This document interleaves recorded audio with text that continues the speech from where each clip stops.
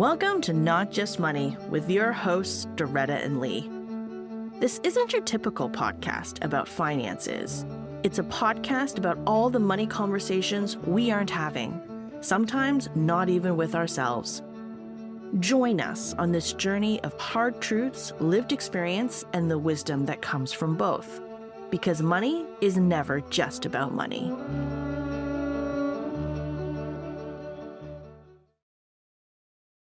Hey Lee, happy International Women's Day.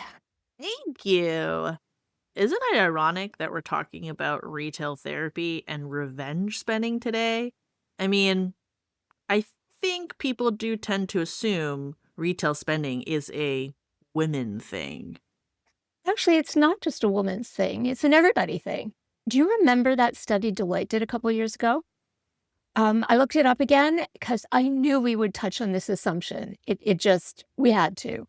And they surveyed more than 115,000 people, 23 countries, including Canada, and 80% had made a splurge purchase in the previous month. So differences, younger and wealthier ones are a bit more likely to splurge, but it is pretty ubiquitous across all income groups. And not only, get this, not only were men just as likely to splurge as women, they actually spent more money on average. Now, I couldn't find Canadian drill down numbers, but in the US, the gap was 40% more. 40%? That's huge. It is. Well, you know why men do make more money, but it's not that much. It's not that big a gap.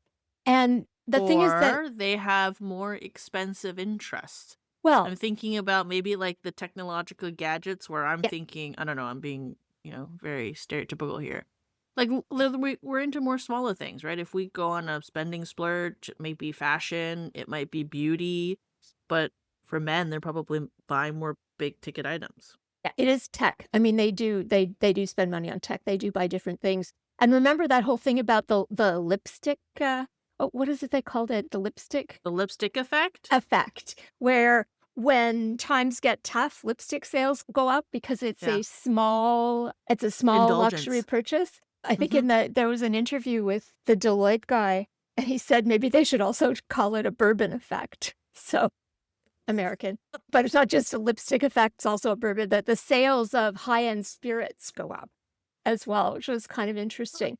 But I think that deeper than that, the suspicion is that some of the difference is psychological. Retail therapy is driven by emotion.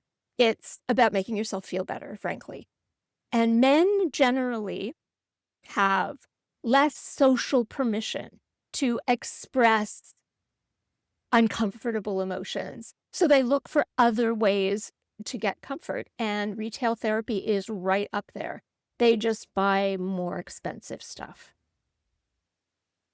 Well, I still think there's a certain poetic justice in a woman's ability to seek out retail therapy. I mean, the very fact that we can and do revenge spending is kind of a mark of how far we've come.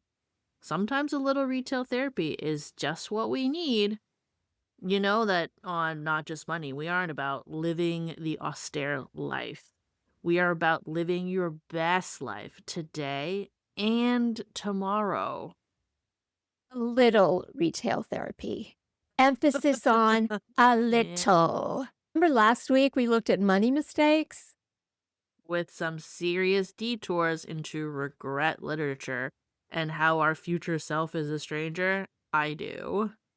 Well, remember that one of the major areas of money regret that so often leads to, overspending and debt and guilt is emotion-driven shopping, retail therapy, right? Revenge spending, as you call it.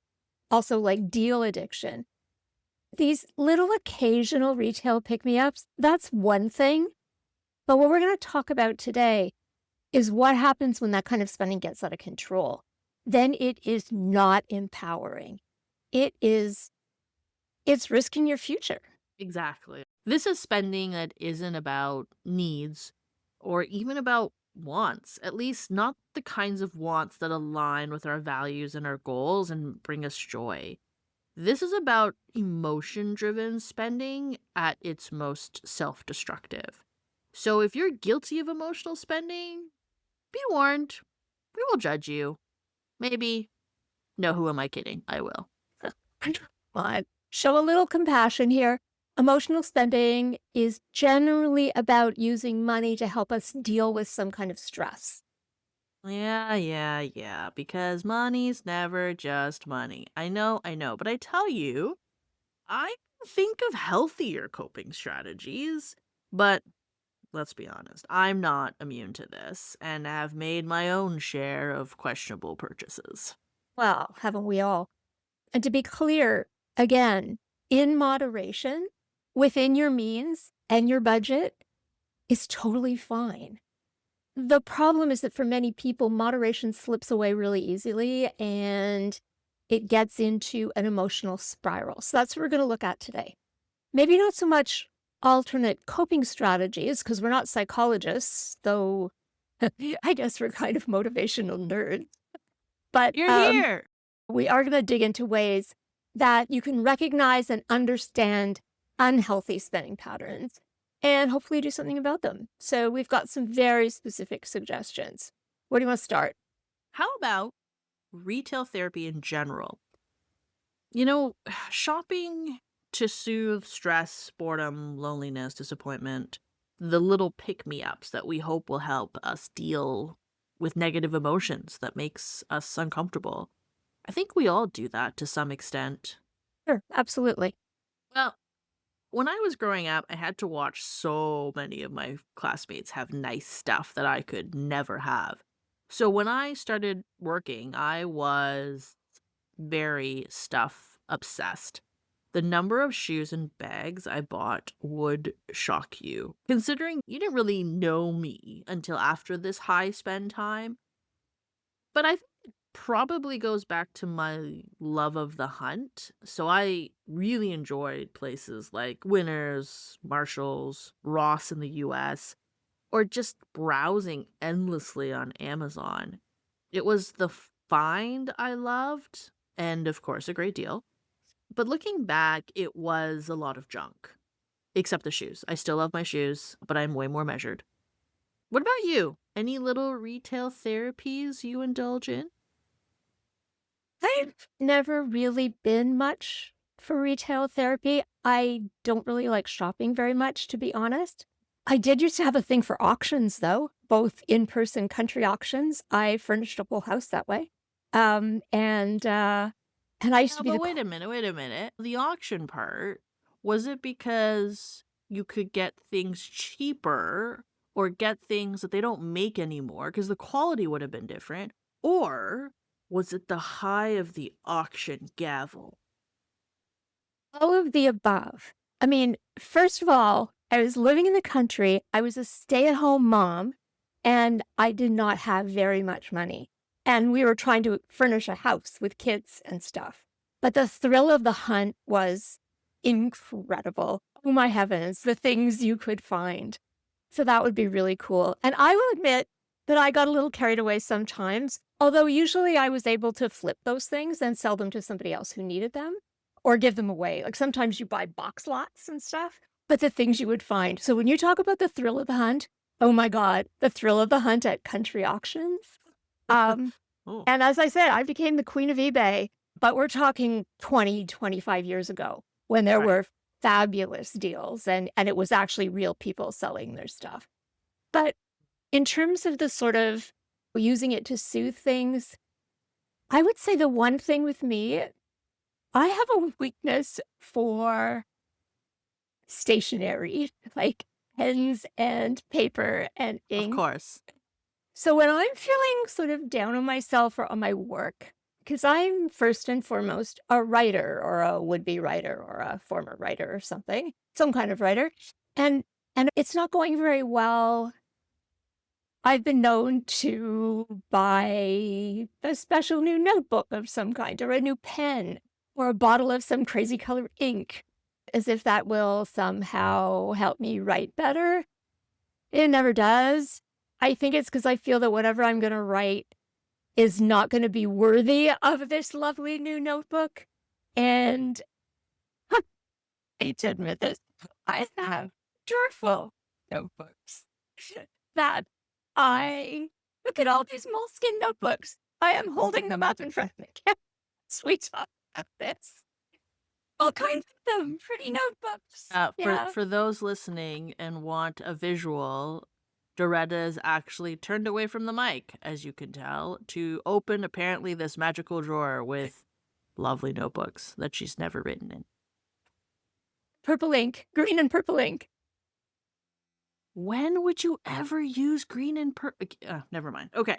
Funny you should say that. I did see an article about this recently. They call that kind of retail therapy compensatory consumption. Psychologists are becoming as bad as economists. Yeah, you're telling me. So what is it? Is when you feel some kind of weakness or failure, so you deliberately buy something directly related, I think, to that emotion, but it tends to backfire because it just reminds you of why you bought it and maybe why you feel like a failure in the first place. Wow, you sound like a textbook case. Great. I just love being a cliche. Well, as a writer. Apparently though, you're less likely to regret whatever you buy if it's unrelated to the emotion that's driving you. So you probably should have bought, like, I don't know, bed sheets. Chocolate? Yes, or chocolate, but then you'd be complaining that it expands your waistline. Um, Now, as I recall, the article itself suggested getting something that made you feel beautiful, but whatever. Maybe you should just write in your damn journals. You're wasting them. You know how much I hate waste. Or regift them. I love a fancy journal. I'll try. Uh, I think the thing to understand, though, really about retail therapy is that you've got to somehow dig in to try to understand what's driving it. And that's our old friend, dopamine. You're experiencing negative emotions, so you turn to shopping because it creates anticipation and novelty and a sense of control. Remember how important control is? So our brain briefly swaps the discomfort, whatever that negative emotion is that you're feeling, for a reward signal. And the relief feels real for a really short period of time. And the worst part of it is that when you fall into this kind of pattern of behavior, you actually start to train your brain to think about spending as a way to regulate your emotions. And the more you Yep. do it, the stronger that link gets. That's me. Super guilty. And it took me some self actualization to break myself out of that cycle. It was literally coming to terms with the fact that I had such a low utility for all the stuff I was buying and bringing home. And remember what we've learned and talked about dopamine. It's all about the chase. It's like a dog chasing a truck. What would you do if you caught it? For me, it was relegated to some forgotten corner of my place. So let's think of some practical ways to avoid retail therapy. Or if you're already in the cycle, how do you break free? I'd say, the first thing is to figure out just what it is that's actually bothering you. It might help to track your emotional triggers for a while and see if any patterns emerge.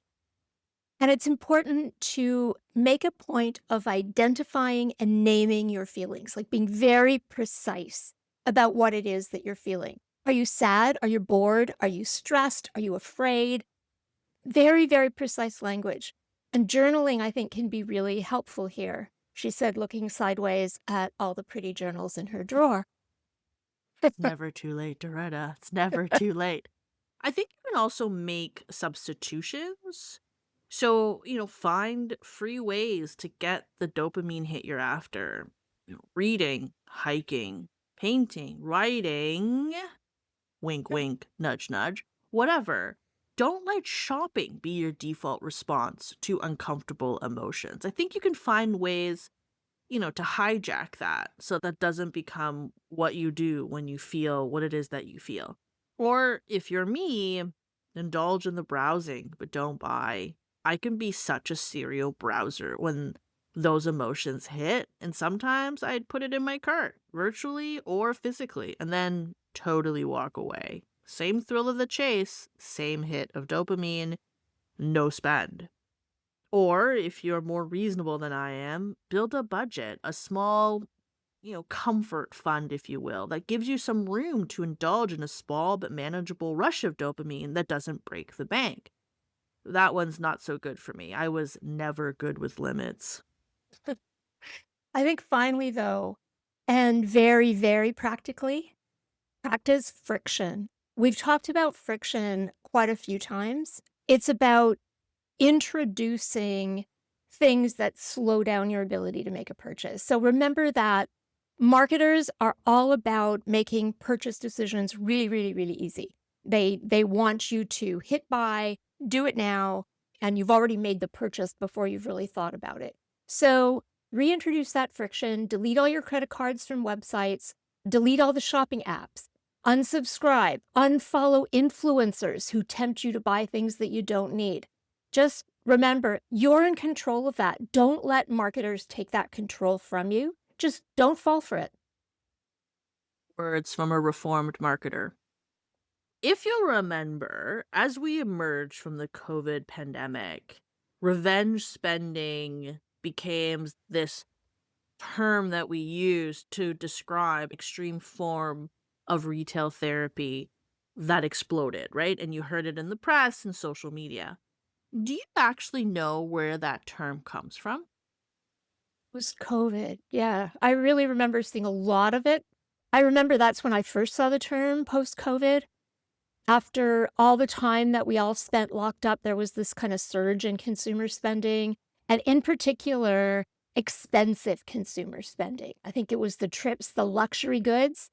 That's that's how I remember it. But Mhm. I think the meaning is kind of changing a little bit now to cover sort of bursts of spending that make yourself feel better in general after whenever something really bad happens, like a breakup sort of thing. You will see social media then talk about revenge spending, getting back at somebody.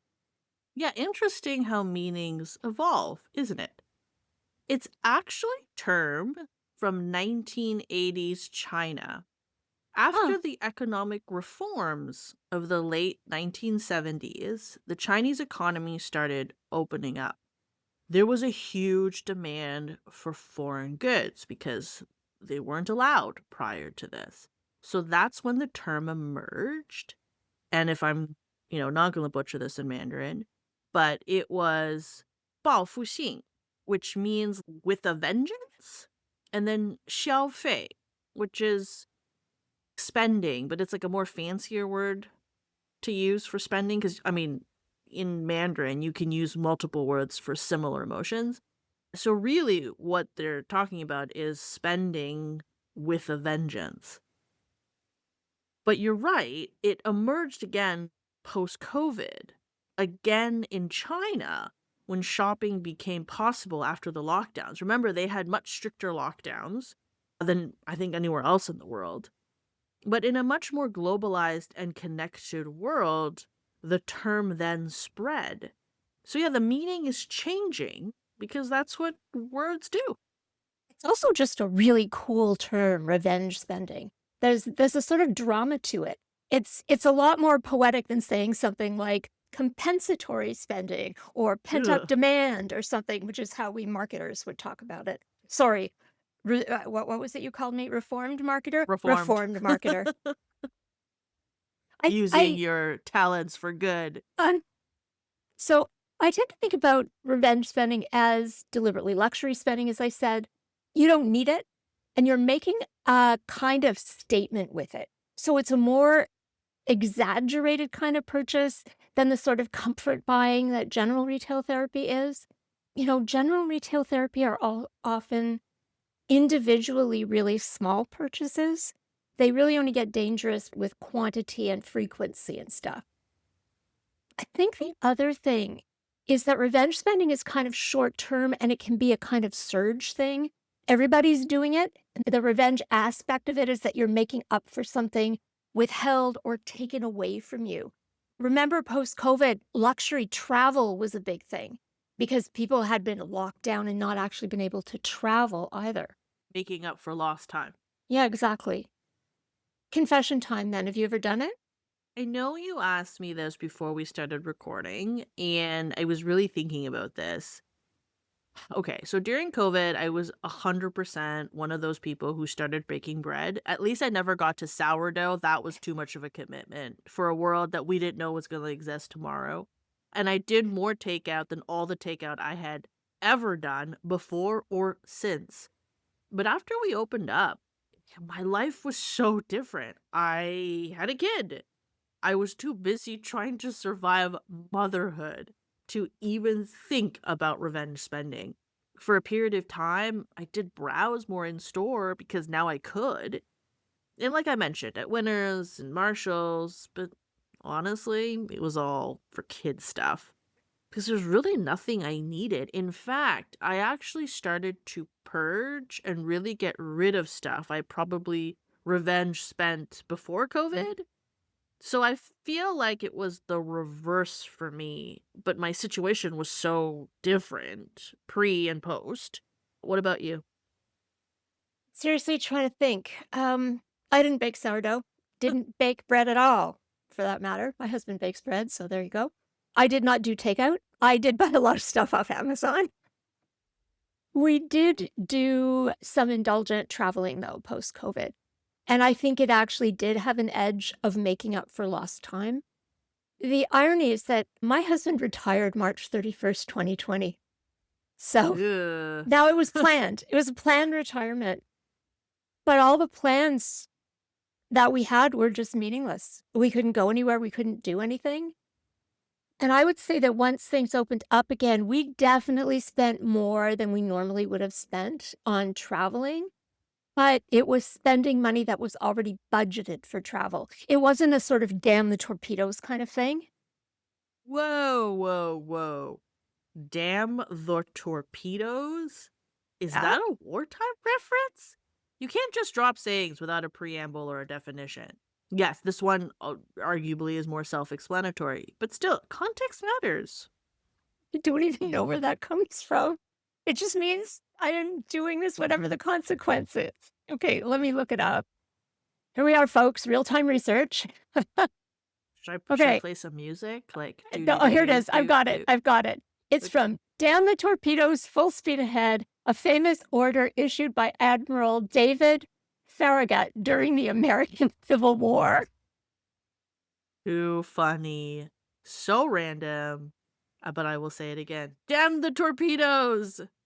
But, joking aside, maybe that will come up a little later. I think the most important thing is to understand the psychological drivers of revenge spending. All retail therapy is about emotion driven spending, but revenge spending is a specific and kind of extreme form, right? You're talking about rooted in pent up demand and feelings of deprivation, an attempt to gain control, maybe even sort of retribution against having had your freedom restricted.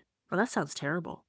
Yeah, it does, doesn't it? It often shows up after breakups, work setbacks, feeling unappreciated, unrecognized. Like you just feel you've lost your control and you want to take it back. So in your head, it starts to sound like, I deserve this, or nobody can tell me what I can't have.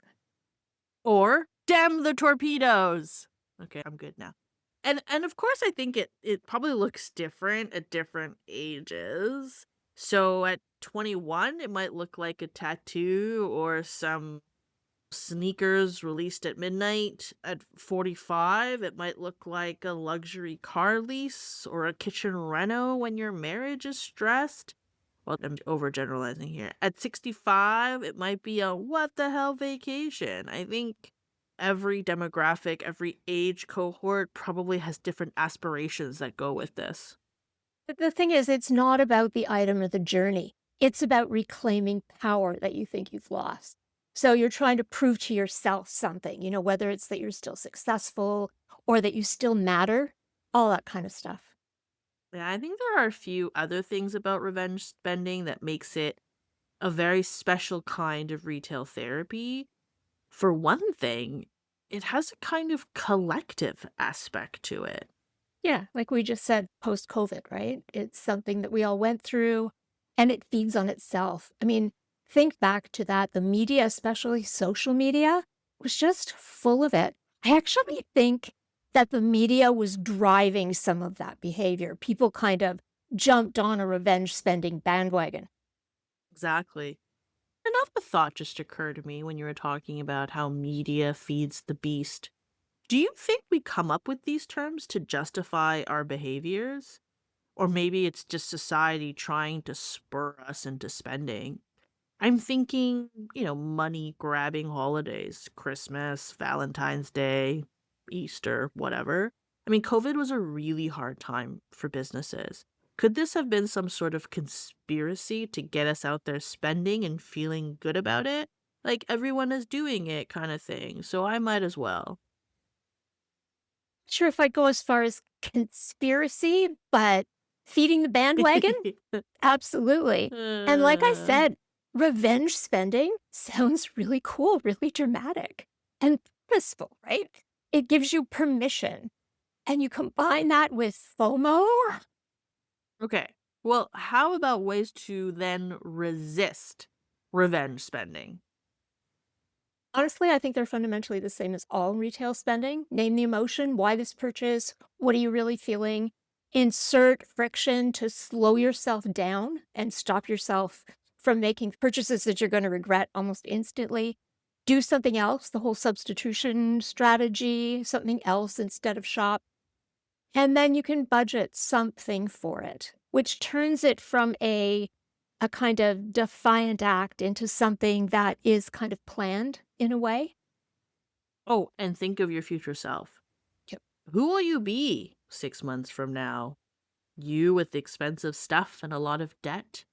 Or the version of you that has options, savings, and maybe a sense of direction? Show your future self a little love. Okay. Let's look at one last unhealthy shopping behavior, compulsively shopping sales. Buying or overbuying things on sale just because they're on sale. Yeah. This is an interesting one because it's rooted in scarcity mindset. I've fallen prey to this many times. You respond to the urgency of buy now, whether you need it or not.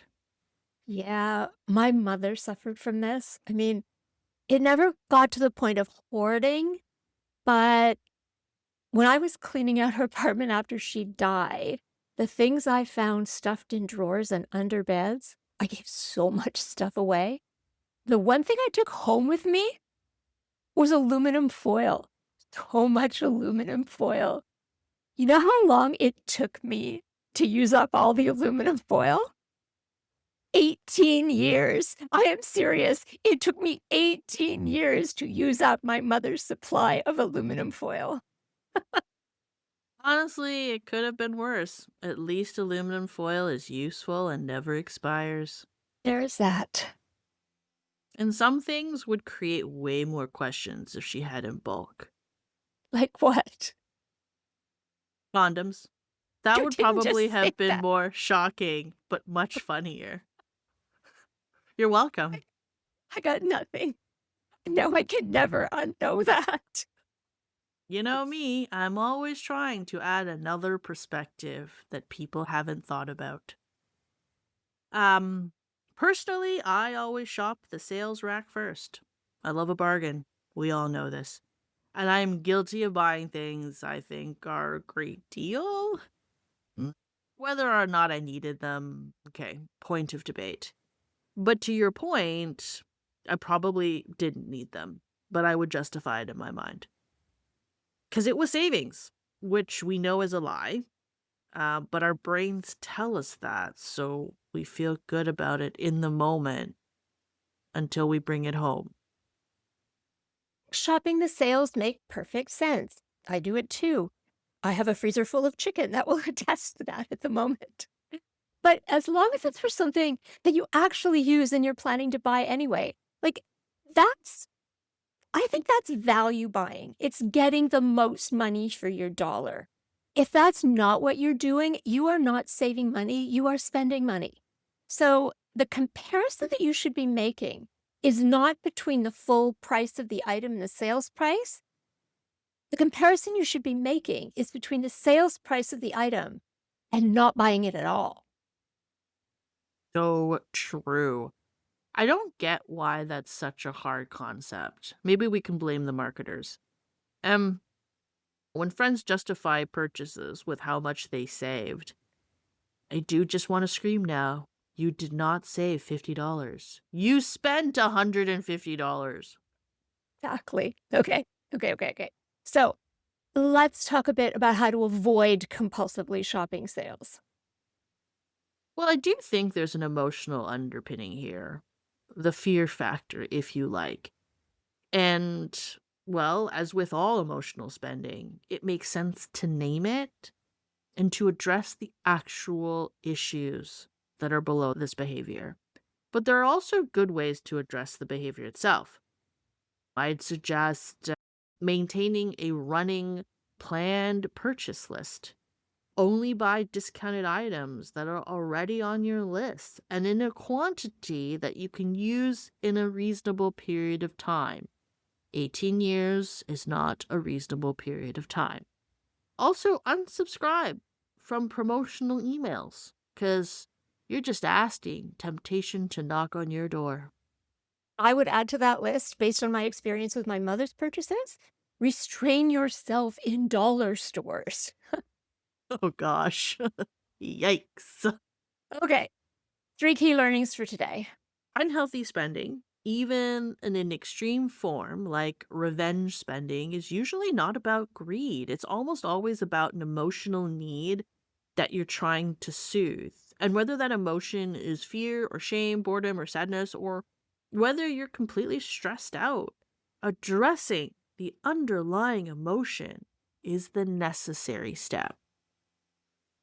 I'd say that the antidote to unhealthy spending is not deprivation, because that tends to backfire into another spending cycle.